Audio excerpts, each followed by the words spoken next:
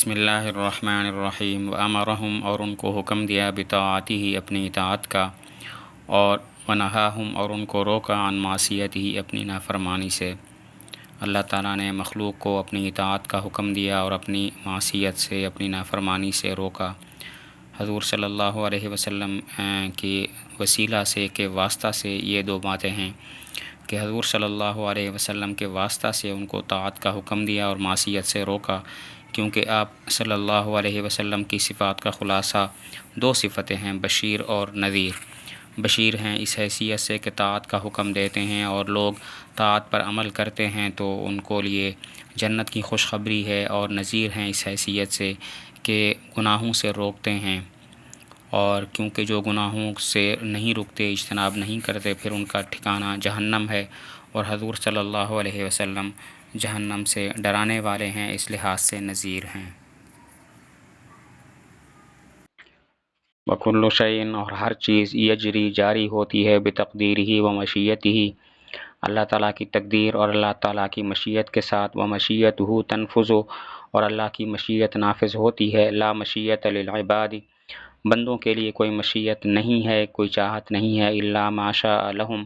مگر وہ جو اللہ تعالیٰ ان کے لیے چاہیں، فما شاء لہم، پس جو اللہ تعالیٰ ان کے لیے چاہیں، کانا، وہ ہو جاتا ہے،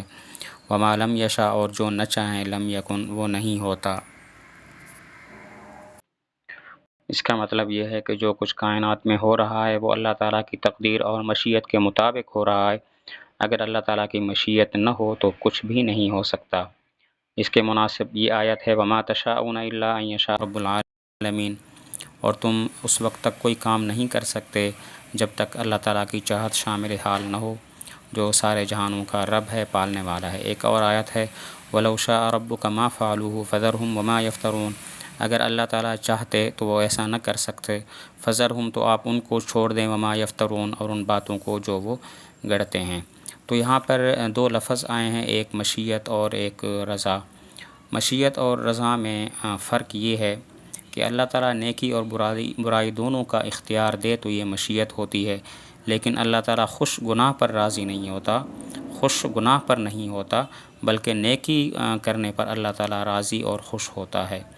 آیت ہے، وَلَا يَرْضَىٰ لِعِبَادِهِ الْكُفْرَ۔ تو مشیت اور رضا میں فرق یہ ہے کہ مشیت کا تعلق تو نیکی اور برائی دونوں کے ساتھ ہوتا ہے، لیکن جو رضا ہے اللہ تعالیٰ کی وہ صرف نیکی پر ہوتی ہے، گناہ پر اللہ تعالیٰ کی رضا نہیں ہوتی۔ یہدی من یشاء، اللہ تعالیٰ ہدایت دیتے ہیں جس کو چاہتے ہیں، ویعصم، اور حفاظت کرتے ہیں، ویعافی من یشاء، عافیت دیتے ہیں جس کو چاہتے ہیں، فضلاً، فضل کے طور پر، ویضل من یشاء، اور گمراہ کرتے ہیں جس کو چاہتے ہیں، ویخذل، اور رسوا کرتے ہیں، ویبتلی، اور آزمائش میں مبتلا کرتے ہیں، عدلاً، عدل کے طور پر۔ اس کا مطلب یہ ہوا کہ اللہ تعالیٰ بعض لوگوں کو ہدایت دیتے ہیں، ان کی حفاظت کرتے ہیں، اور ان کو عافیت دیتے ہیں، اور یہ سب اللہ تعالیٰ کا فضل ہوتا ہے کہ بندے ان چیزوں کے حقدار ہوتے ہیں۔ اور اللہ تعالیٰ بعض لوگوں کو گمراہ کرتے ہیں، رسوا کرتے ہیں، انہیں آزمائش کے اندر مبتلا کرتے ہیں، اور اس کی وجہ یہ ہوتی ہے کہ یہ اللہ تعالیٰ کا عدل ہوتا ہے، کیونکہ انہوں نے گمراہی کے اور رسوائی کے اسباب اختیار کیے ہوئے ہوتے ہیں۔ اللہ تعالیٰ بعض کو ہدایت دیتے ہیں، حفاظت کرتے ہیں اور عافیت دیتے ہیں، اور یہ اس وجہ سے نہیں کہ بندے اس بات کے حقدار ہوتے ہیں، بلکہ یہ اس وجہ سے ہے کہ یہ اللہ تعالیٰ کا فضل ہوتا ہے۔ بعض لوگوں کو اللہ گمراہ کرتے ہیں، رسوا کرتے ہیں، آزمائشوں میں مبتلا کرتے ہیں، ایسا اس لیے ہوتا ہے کہ یہ اللہ تعالیٰ کا عدل ہے، کیونکہ انہوں نے گمراہی اور رسوائی کے اسباب کو اختیار کیا ہوا ہوتا ہے۔ وَكُلُّهُمْ، اور وہ سارے کے سارے، یتقلبون، چل رہے ہیں، فی مشیت ہی، اللہ تعالیٰ کی مشیت میں، بین فضل ہی و عدل ہی، جو اللہ کے فضل اور اللہ کے عدل کے درمیان ہے۔ یعنی کبھی اللہ تعالیٰ قانون کے مطابق اور کبھی اپنے شان کریمی کے مطابق، فضل کے مطابق فرماتے ہیں، لیکن یہ سارے فیصلے اللہ تعالیٰ کی مشیت کے تابع ہوتے ہیں۔ کبھی اللہ تعالیٰ کے فیصلے فضل پر مبنی ہوتے ہیں، اور کبھی اللہ تعالیٰ کے فیصلے عدل پر مبنی ہوتے ہیں، قانون کے مطابق ہوتے ہیں یہ، لیکن یہ سارے فیصلے اللہ تعالیٰ کی مشیت کے تابع ہوتے ہیں۔ وَهُوَ مُتَعَالٍ، اور اللہ تعالیٰ عن الْأَضْدَادِ، مخالفوں سے، والانداد اور شریکوں سے۔ اللہ تعالیٰ مخالفین سے اور شریکوں سے بلند ہے۔ لوگوں کی اللہ تعالیٰ کی مخالفت تو کئی لوگوں نے کی ہے،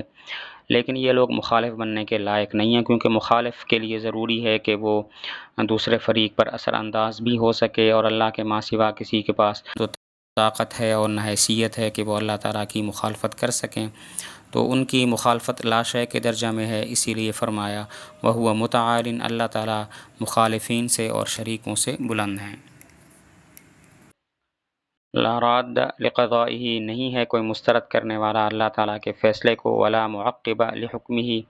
اور نہ مؤخر کرنے والا ہے اللہ تعالیٰ کے فیصلے کو، ولا غالب لامرہ،